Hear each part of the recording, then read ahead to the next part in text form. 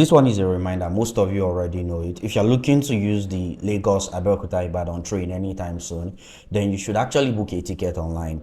Using the online platform makes it easy for you to see when a train is leaving, when a train is coming to Abeokuta or going to Lagos or coming to Ibadan, all of that.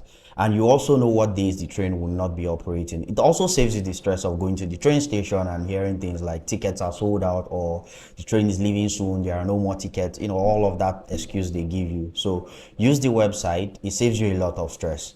Don't forget to subscribe for more videos like this.